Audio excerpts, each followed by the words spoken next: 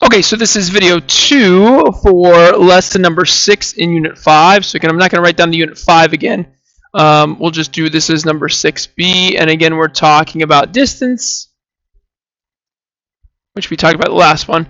But then this is going to be more about perimeter and area. Okay, so just to quickly refresh your memory, right? So perimeter. If I'm looking for the perimeter of something, perimeter, I'm looking for the distance around a figure. Distance around a figure. And when we find the distance, we are adding up. So it's the sum of the side lengths.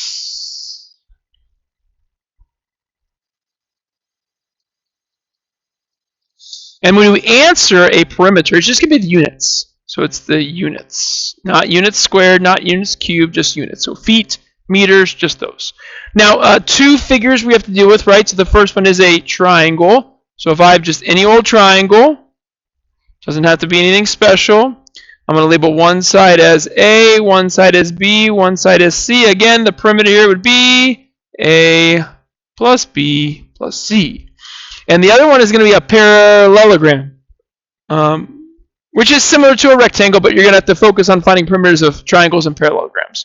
But for a parallelogram, again, in a parallelogram, you have two sides, A and B, and in a parallelogram, the opposite sides are congruent. So if the left side's A, so is the right side. If the top side's B, so is the bottom side. And again, for this, the perimeter equals. You can add them all up, but if you add up two A's, you get 2A, and if you add up two B's, you get 2B's, and there's a shortcut version. Okay, so let's do an example of finding a perimeter of a parallelogram. Okay? All right. So example here, so this is example 2 of these notes. Again, we did example 1 of finding distance, so example 2. Find perimeter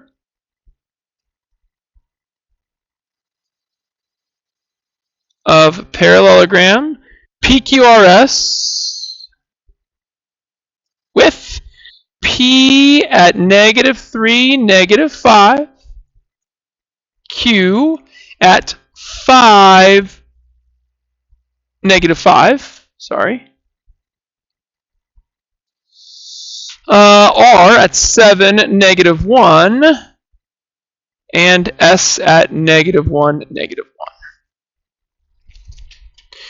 Okay, so we're going to do this using Desmos. Yeah, I'm going to regraph this on Desmos using that polygon command. This is good practice, again, for the state test, right? So go to Desmos. Again, make sure you're counting 5 and 10, so you're counting by ones. So again, that command is polygon. And we're going to go, okay, so you open the parenthesis, and now we'll open up a new set of parentheses for the first point, -3, -5, close parenthesis, comma, next parenthesis, 5, -5, close parenthesis, comma, then you have 7, -1, close parenthesis, comma, and then -1, -1, close parenthesis. There is our parallelogram we're going to work with. Okay? So I will do what you should do in your notes right here. So I'll do it in blue. So again, if I were to have this, on my paper, like you should be doing, here is my y-axis, here's my x-axis, -3, -5, 5, -5. So this is what? So P, Q, 7, 1, 2, 3, 4, 5, 6, 7, -1, R, and -1, -1, there's S. And there's my parallelogram. Right? So again, maybe you want to, think about Desmos, P, Q, R, and S. So we want the perimeter of this. So if I look at this picture, right, P, Q, and SR are going to be the same, and they're horizontal. So to find PQ, which is also RS, we just need to count 1, 2, 3, 4, 5, 6, 7, 8. Perfect. Now, to find QR, or PS, which is also QR, we need to create that right triangle. I got to use Pythagorean theorem because PS and QR are angled. So I don't care what side you do it on, I'll do it on PS. So I'm going to go up and to the right. I've created this right triangle outside of that parallelogram. I need to go up 1, 2, 3, 4. I need to go to the right, so 4 is here, and go to the right 2. So to find this, we're going to do, remember, it's x and y. So we do x squared, so 2 squared, plus y squared, 4 squared, inside a square root. And I'm going to not type it in Desmos yet. Let's just simplify it. So this is the square root of 4 plus 16, which is the square root of 20. And there's where PS plus QR are. So now to find my perimeter, I'll do it right here. To find my perimeter, I'm going to do 2 8s plus 2 square root of 20s. And I'm going to type this into Desmos right now.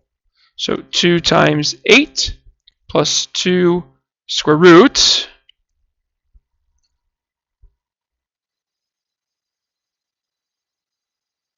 Oh, sorry, 2 square root of 20.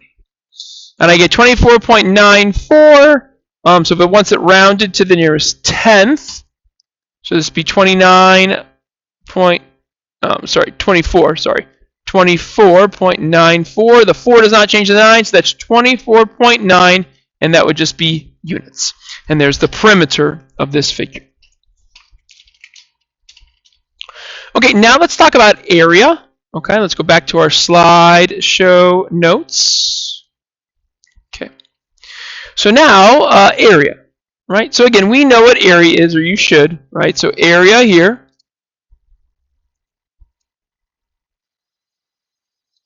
So area is the 2D surface enclosed by a figure. Enclosed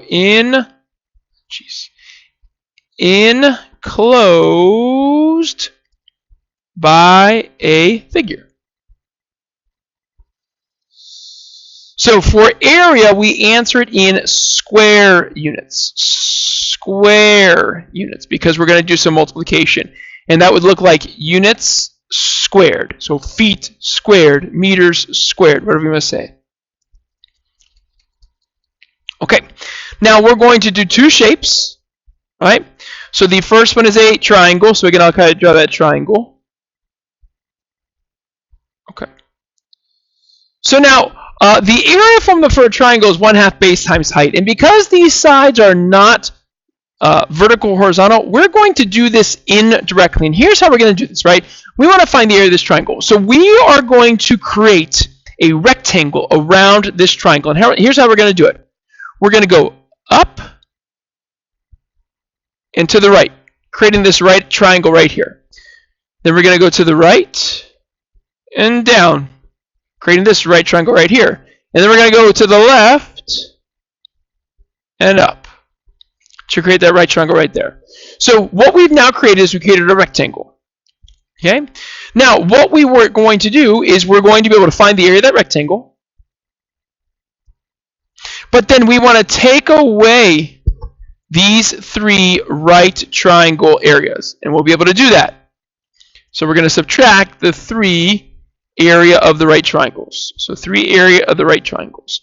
And this is going to leave us with the area we want right in the middle. Okay? So it's almost like an indirect method. Now the other figure you might have to find the area for is a rectangle. Now on the coordinate plane, these rectangles will not be horizontal and vertical. They're going to be angled like this. But you'll see that those corners are still going to be right angles. So again, there are 2 ways to think about it. We can think about it as length and width, or we can think of it as base and height. And your area formula here is going to be 1/2 length times width, or 1/2 base times height. I don't care how you think about it. So I think we'll be able to do the rectangle pretty well. Let's go ahead and do one of these triangle ones, because they are kind of tricky. And again, it's going to be a Desmos problem. Okay, but we'll start here. All right, so let's get some purple going on, some pink. All right, so this is example 3. So it says find the area. So find area of triangle V V, not W, V, VWX. So triangle VWX with V at negative 8, 2, W at negative 2, 9, and X at negative 9, 8. Okay, lots of 9s and 8s. Wait. Okay, so the first we're going to do is we're going to graph this in Desmos, right? Okay, so let's go do that. So we're back here at Desmos. Let me delete the problem before. Okay, so again, polygon. Open my parenthesis. All right, so open another parenthesis. The first one is negative 8, 2. The second one is negative 2, 9. And the third one is negative 9, 8. Okay, so there is my picture on Desmos. So again, if I was doing it on my piece of paper, which I will do with you, so I would draw my axes. So these are going to go to the left, right? So we're going to go negative 8, 1, 2, 3, 4, 5, 6, 7, 8, 1, 2. So there is the first point, which is V. And then negative 2, 1, 2, 3, 4, 5, 6, 7, 8, 9. Negative 2, 9. There's W. And then negative 9, 8. So that's negative 8, negative 9, and then 8. 1, 2, 3, 4, 5, 6, 7, 8. So right up here. And there is X.